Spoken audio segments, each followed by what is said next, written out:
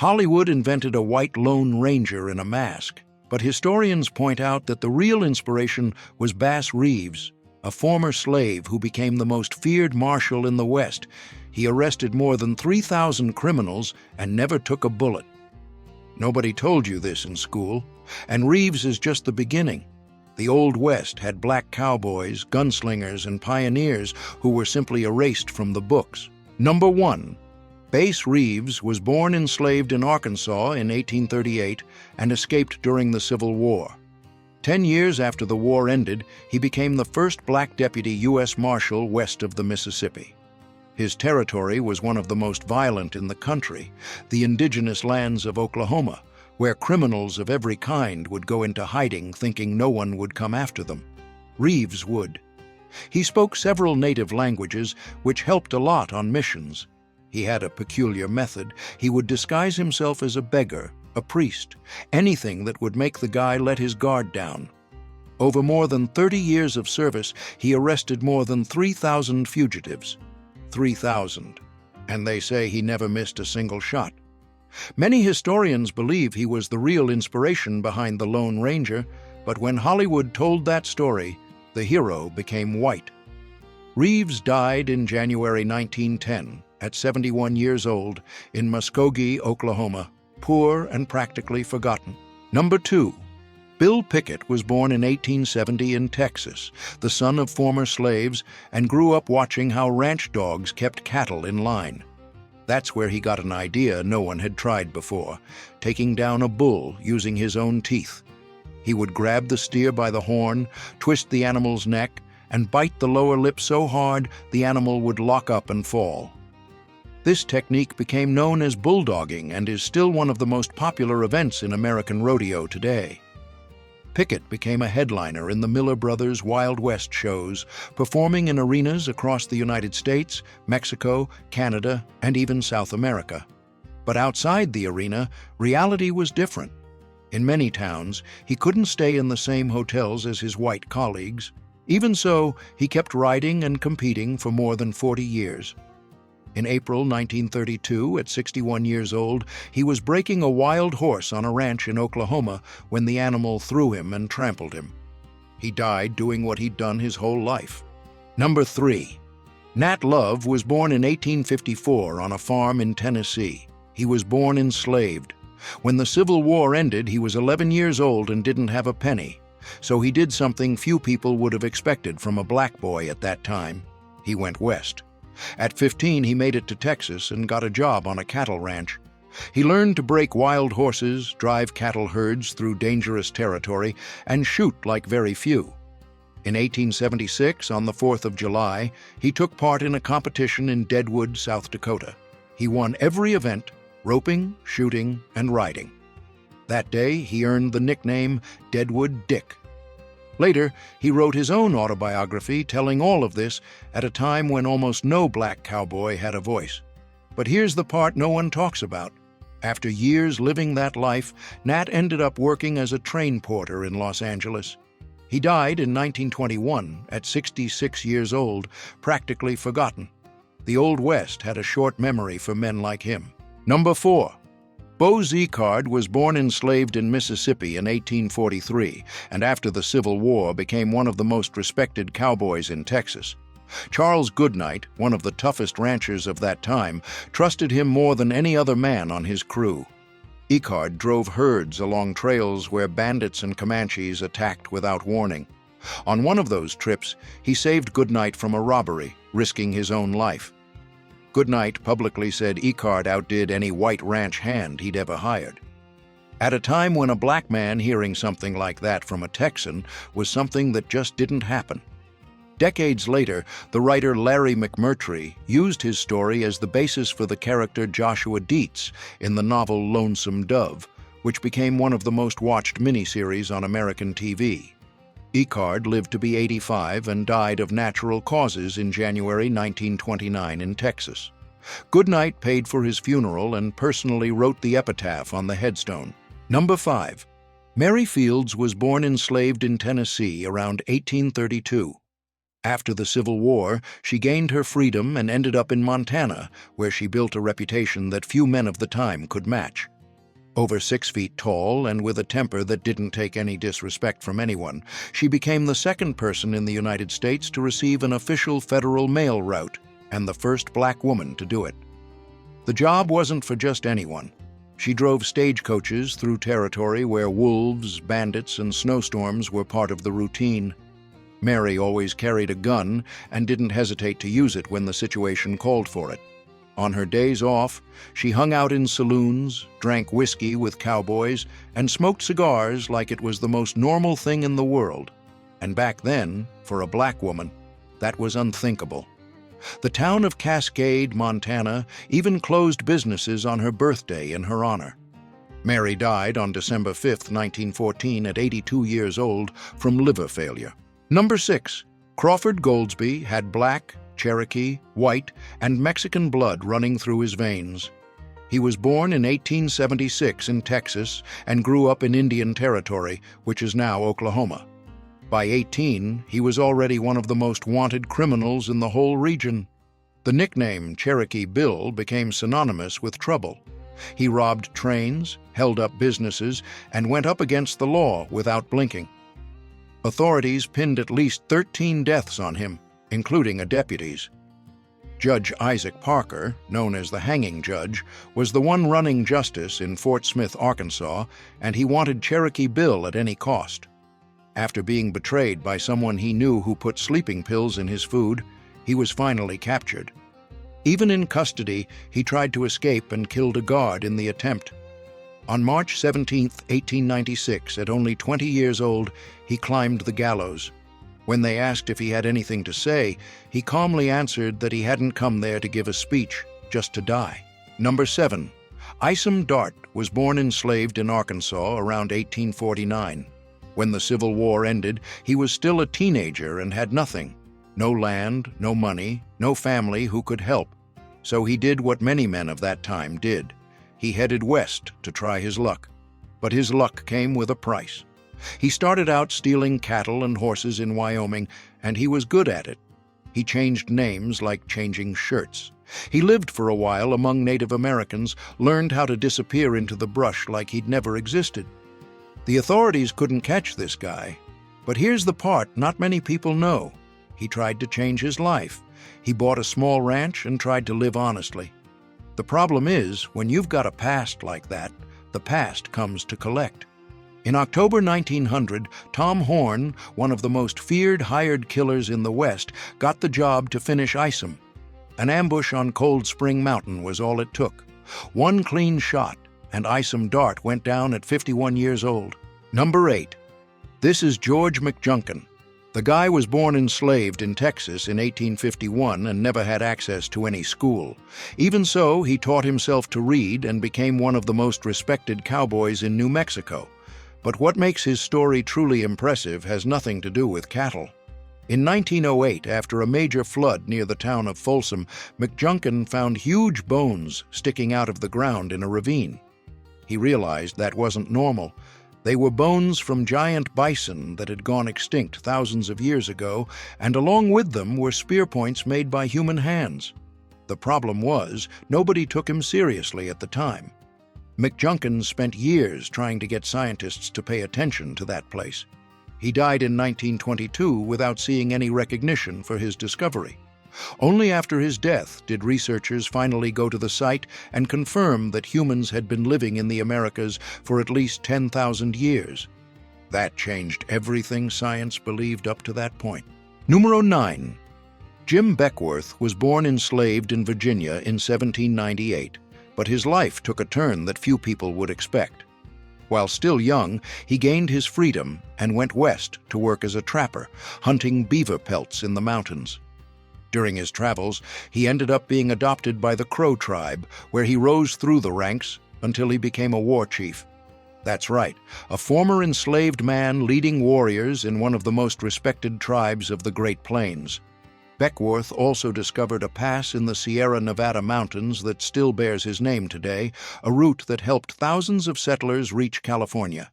He lived between two worlds his whole life, moving between white society and native people without fully belonging to either side. He died around 1866 at 68 years old, and what makes his death even more intriguing is the theory that the Crow themselves may have poisoned him during a ritual because they believed his spirit would bring lasting strength to the tribe. Number 10. York was born enslaved to the Clark family around 1770 and was taken on the expedition that crossed the American continent between 1804 and 1806. During the journey, something curious happened. Several indigenous tribes had never seen a black man before. Some tried to rub his skin, thinking it was paint or dirt. The Mandans were so fascinated that they treated him almost like a supernatural figure. York hunted, fought, and faced the same dangers as any other member of the group, but when the expedition ended, he returned to being enslaved. He asked William Clark for his freedom several times and was refused. Historians disagree about what happened next. Some accounts say Clark finally freed him years later, while others suggest he ran away. What is known is that York probably died around 1832, a victim of cholera, without ever receiving the recognition the other explorers got. Number 11. In 1856, a woman who had been someone else's property her whole life walked into a Los Angeles courtroom and did something few people had the courage to do back then. Biddy Mason sued her own owner for her freedom, and she won. But what came next is even more impressive. Born enslaved in Georgia in 1818, Biddy was forced to walk nearly 1,300 miles on foot to the American West, taking care of cattle and children along the way. After gaining her freedom, she worked as a midwife and started saving every penny. With that money, she bought land in downtown Los Angeles when the city was still small and dusty. Those properties went up in value in a way nobody expected. Biddy became one of the wealthiest women in the area and used that fortune to help people in need, founding churches, shelters, and donating to struggling families. She died in January 1891 at 72 years old, from enslaved to millionaire at a time when the laws were working against everything she stood for. Number 12. Clara Brown was born enslaved in Virginia around 1800 and spent more than 5 decades without freedom. When she was finally freed, she was already 56 years old. Most people at that age would think about resting, right? Not her. Clara headed straight to Colorado during the gold rush, working as a cook and laundress in miners' camps. The detail few people know is that she spent almost none of what she earned. Every penny was saved for a goal she never gave up on, finding her family, who had been sold and separated decades earlier. With the money she built up, Clara helped dozens of formerly enslaved people get settled in Colorado, paying for trips and offering housing. In Denver, she became known as the city's angel, and after years of searching, already in her 80s, she managed to reunite with her daughter, Eliza Jane. Clara died in October 1885 at 85 years old, proving that determination doesn't have an expiration date. Number 13. This is Kathy Williams, and her story is one of the most surprising of the post-Civil War era. Born enslaved in Missouri in 1844, she gained her freedom when Union troops occupied the area. But being free didn't mean having opportunities. With no money and no options, Kathy made a choice that few people would have had the courage to make. In 1866, she showed up at a recruiting station using the name William Cathay and enlisted in the 38th Infantry Regiment, the famous Buffalo Soldiers. For 2 years, she marched hundreds of miles across New Mexico under the blazing sun, slept in tents with other soldiers, and went through medical inspections without anyone discovering the truth. It was only when she became seriously ill that an Army doctor revealed that William Cathay was, in fact, a woman. She was discharged and spent the rest of her life in Colorado, working as a laundress and cook. She died around 1893, poor and almost forgotten. She is the only documented woman to have served in the Buffalo Soldiers. Number 14. Louisa Marchbanks was born enslaved in Tennessee in 1833 and gained her freedom after the Civil War. She headed west and ended up in Deadwood, South Dakota, right in the middle of the gold rush. There, she became known as Aunt Lou, the woman who fed hungry miners who showed up with nothing in their pockets. Her reputation in the kitchen grew so much that she ended up cooking meals even for presidents of the United States. What stands out in her story is how a woman who started life without even having rights over her own body managed to become one of the most respected figures in a violent town run by armed men. In Deadwood, where the law barely existed, it was her food that brought people together. Aunt Lou later moved to Wyoming, where she kept cooking and was loved by everyone around her. She died on March 17, 1911, at 78 years old, of natural causes, leaving a legacy that few cowboys of that time could match. Number 15. Jesse Stahl was the kind of cowboy who made the whole crowd drop their jaws. Back in the early 1900s, he ruled the rodeos of the American West like very few could. The problem was that because he was black, the judges simply refused to give him the scores he deserved. It didn't matter how much better he was than the other competitors. Winning almost never came. In one famous moment, Stahl decided to ride a wild bronc, sitting backward in the saddle, just to prove that even like that he was better than everyone there. The message was clear, and the crowd got it right away. Born around 1879, he spent decades traveling the rodeo circuit, taking on not just horses trying to throw him to the ground, but a whole system trying to erase him. He died in 1935, at 56 years old, without ever getting the recognition he deserved in his lifetime. Today, he's considered one of the greatest cowboys who ever lived. Number 16.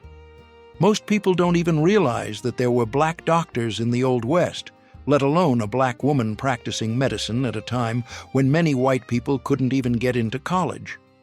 Henrietta Stewart was born in Canada in 1858, at a time when being black already meant carrying the weight of the world on your shoulders, and being a woman made everything even harder.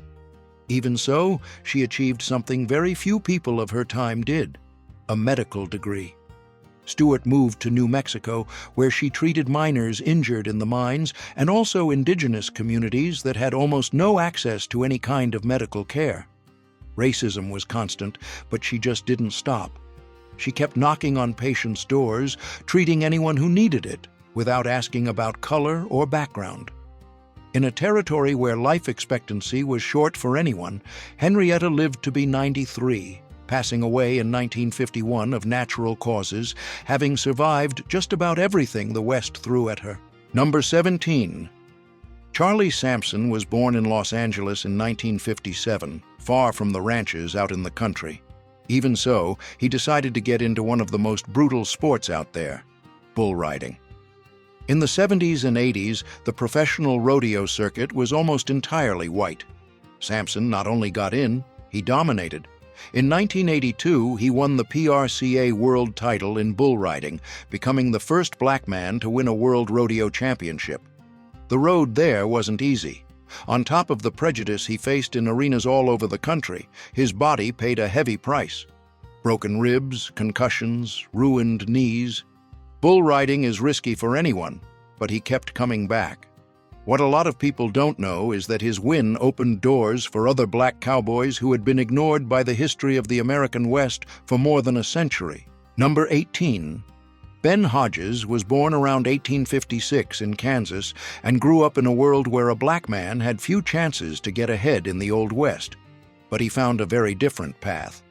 Hodges became one of the biggest con men in Dodge City, the same town that was home to names like Wyatt Earp and Bat Masterson. His specialty was pulling scams involving cattle and land. He even claimed to be the heir to a Spanish land grant to try to take over properties. He used his mixed heritage, part black and part Mexican, to pass as different identities depending on what the situation called for. What's most impressive is that Hodges was never locked up for any significant amount of time. He knew the laws so well that he worked the court system in his favor over and over again. The people of Dodge City knew he was a con artist, but many admitted it was impossible not to like the guy. Hodges lived until around 1929, dying of old age, something rare for anyone tied to that world. Number 19. Willie Kennard pulled off something that seemed impossible in 1870s America. At a time when black men barely had basic rights guaranteed, he became the marshal in Yankee Hill, Colorado in 1874. And it wasn't because of political connections or anyone doing him a favor. The town was being terrorized by outlaws, and nobody wanted the job. Kennard stepped up, and the community, with few options, accepted. What happened next surprised everyone. He faced two outlaws in separate shootouts and killed both. Crime in the area dropped drastically. Think about that for a second. A black man walking around armed with a badge on his chest, enforcing the law in the Old West just 9 years after the end of the Civil War. His story basically disappeared from the books for more than a century. Kennard died sometime in the 1880s, and the circumstances were never cleared up. To this day, little is known about his final years. Number 20. Addie Huddleston built something that few people thought was possible in the Old West. At a time when being black was already enough to have doors slammed in your face, she opened her own doors, literally. In Cheyenne, Wyoming, Addie ran brothels and made real money doing it.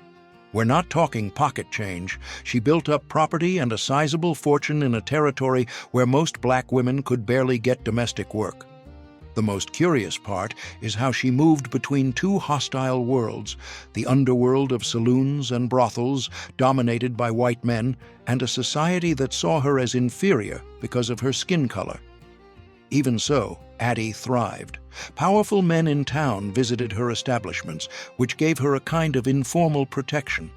She died of natural causes in the 1880s, something rare for anyone in that line of work. While many madams ended up broke or murdered, Addie left the scene on her own terms.